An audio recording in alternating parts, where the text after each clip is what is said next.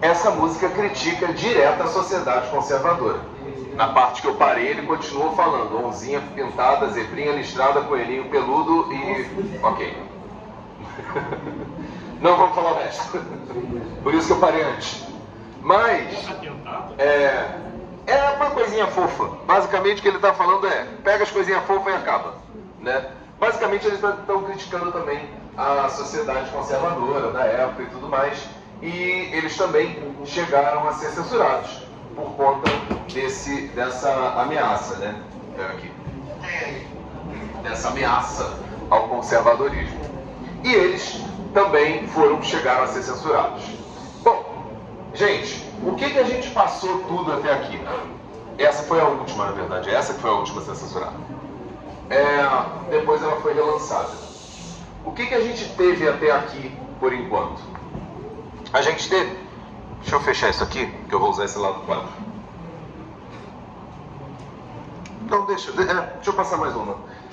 Bota aí, rasteira do presidente, Bezerra da Silva. Esqueci de colocar ela sem. Rasteira do presidente. Vê se aparece Bezerra. Pronto, isso aí. Aí, bom, só dá pausa aí rapidinho, para explicar. O que acontece? Estávamos no final da ditadura. A ditadura de fato acaba em 85, na qual a redemocratização finalmente vem. Mas o que teve na década de 80? A década perdida. A Operação Brother Sun, ela é totalmente suspensa em 1979, após a segunda crise da OPEP. Só relembrando, apesar de saber que vocês falaram disso com o Coelho, mas Organização dos Países Exportadores de Petróleo. A primeira em 73, a segunda em 79. O que acontece? As consideradas, chamadas 5 irmãs, que eram as petroleiras que exploravam o petróleo no Oriente Médio, foram expulsas e o povo do Oriente Médio nacionalizou a indústria petroleira. O que eles fizeram? Passaram a vender o petróleo para a galera do Oriente Médio numa forma mais amigável e para o Ocidente sacaneado. Aumentaram o preço do barril do petróleo para atacar diretamente a economia dos países ocidentais. Estados Unidos, que ostentavam aqueles carros que eram verdadeiras banheiras, né, carros gigantescos, os chamados muscle cars, gastavam a gasolina do cacete, né, só para você ter uma ideia. A média dos carros ali era motor 4 até 5.0. Monster Truck, é isso? Não, muscle car. Mas pode mostrar minha imagem? Depois eu mostro, um minuto. E aí o que acontece? Esses carros, eles bebiam muito, né? E eles eram um símbolo dessa ostentação petroleira dos Estados Unidos. A partir de agora não dava mais. Então em 73 eles já reduziram investimentos no Brasil. O que dialoga diretamente com a chegada do Geisel. Nota, como eu falei, que era ditadura civil-militar ou ditadura empresarial-militar. Se está tendo menos investimento no Brasil, automaticamente o lado civil, elite, empresarial, começa a se opor à ditadura. Então, eles começam um momento de abertura política. Em 79 não tinha mais como manter a ditadura. Por quê? O Jimmy Carter, lá presidente dos Estados Unidos, com a segunda crise da OPEP, rompe qualquer tipo de movimento de financiamento para a América Latina. Não tem como sustentar. Então a resposta vai ser: abre o governo. Beleza? Bom, só que o dinheiro dos militares era basicamente estrangeiro. Então, quando a gente teve que lidar com os problemas daqui, deu ruim. Um problema crítica pesada do FMI ao Brasil, até o governo do Fernando Henrique, tá? Não é uma coisa recente, não foi uma coisa curta, não foi culpa só dos militares. Uma crítica séria era a falta de investimento nos setores populares. Qual é a questão? Se a elite de um país tem um grande lapso, né, tem uma grande desigualdade social, basicamente essa elite se sustenta ou explorando esse povo ou vivendo apenas da exportação. E era o caso, por exemplo, da ditadura. A grande fonte de renda da elite brasileira era a exportação de um produto que a gente hoje naturalizou, que é a soja. Grande exportação de soja, o Centro-Oeste expandindo pra caramba. Finalmente, a gente tinha abandonado aquela questão do café para trás, podíamos esquecer completamente, porque agora a gente tem a soja. Foi propagandeado que a soja fazia bem, a gente deixou de consumir manteiga e passou a consumir margarina. A gente abandonou a banha de porco para usar o óleo de soja. Graças a Deus o leite de soja não popularizou, porque outro troço ruim.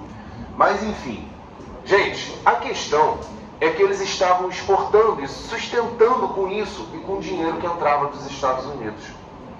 O brasileiro, infelizmente até hoje, não tem poder de compra. O que nós temos é poder de crédito. Em 7.1 entram as grandes empresas, as grandes bandeiras de cartões de crédito no Brasil, Visa e Master. Ou seja, se populariza a ideia do crédito. O crediário, que já era popular, também se populariza agora o dobro. Já existia, mas ele agora se populariza. Agora ele de fato se torna uma realidade. Então o trabalhador ganhava mal? Ganhava. Mas ele consegue comprar uma geladeira? Consegue. Ele divide suaves prestações de 60 vezes e consegue pagar. Beleza. Peraí. Sim. Pois é, porque, sei lá, você consegue comprar uma... É possível comprar uma casa parcelada? Não, é possível.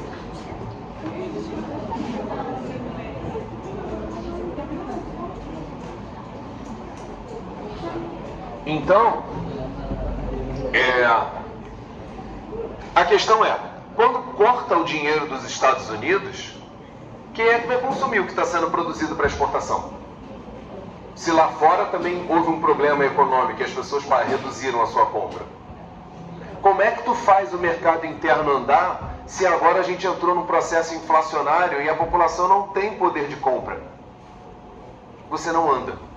Então os anos 80 ficaram marcados com esse nome maldito que realmente é verdade. A década perdida. Década perdida.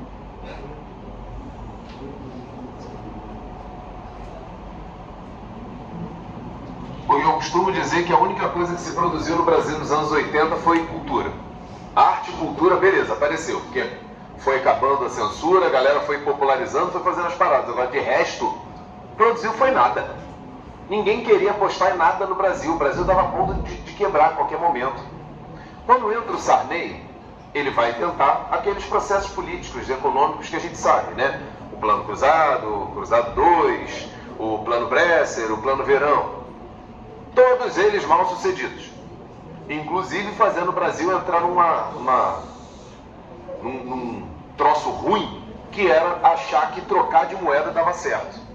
Minha mãe, eu sou de 86, então eu não lembro, obviamente, do Plano Cruzado e do Cruzado Novo.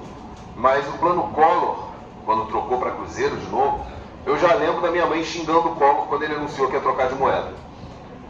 Gente, trocar de moeda é um troço muito ruim para o país, gera uma instabilidade muito grande. É uma preocupação, é um aborrecimento, você tem que saber qual o valor da próxima moeda para você trocar a sua. Na época não existia Pix, então as pessoas tinham que ir para o banco para trocar dinheiro, era um porre, tá?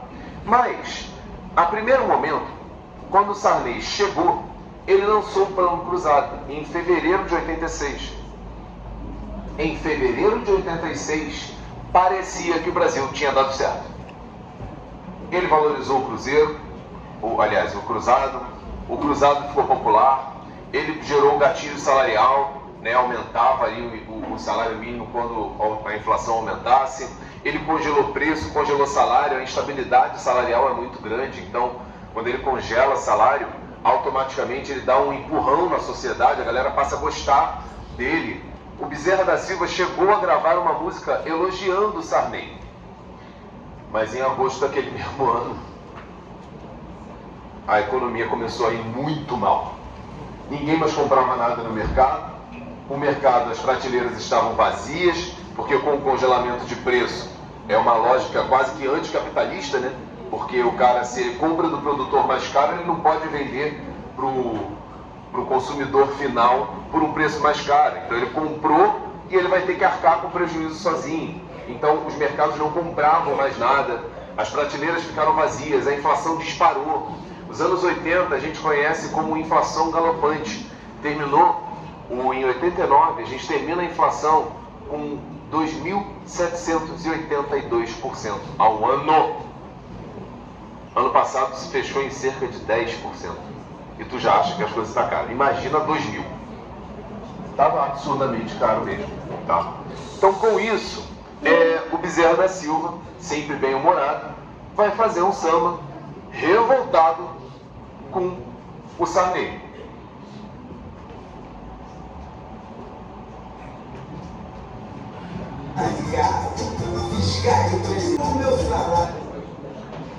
Criticando justamente a ineficácia do plano cruzado. Gente, só para encerrar, eu vou só fazer uma coisa aqui do que a gente falou toda hoje e eu encerro com mais uma música. Eu vou só fechar ali rapidinho para eu poder escrever aqui. O que a gente falou hoje? O que a gente fez, né? Basicamente, a gente falou sobre a ditadura, falando sobre o processo de censura ou a censura associada à propaganda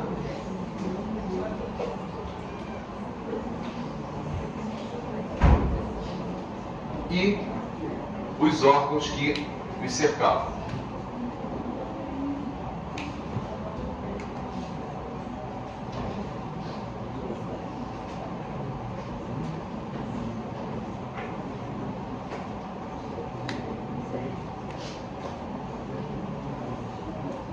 DOPS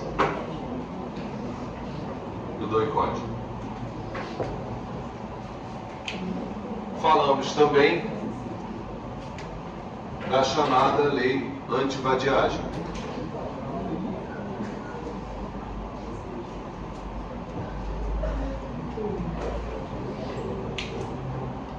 Abordamos o tema da questão empresarial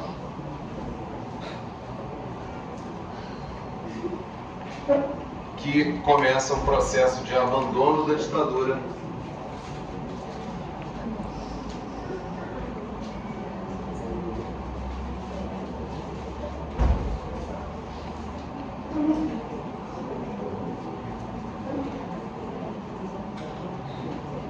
a partir da crise da OPEP.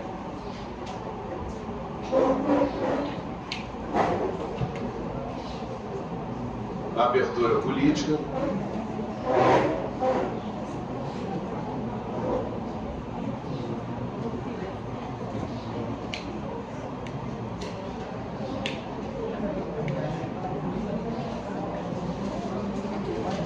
redemocratização. Gente, peraí.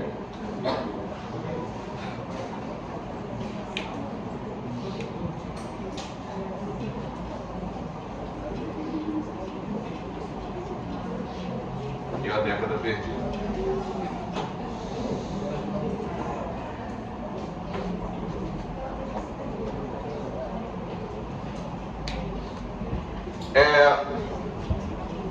Uma única coisa que eu não encontrei música que falasse sobre isso, mas é importante falar.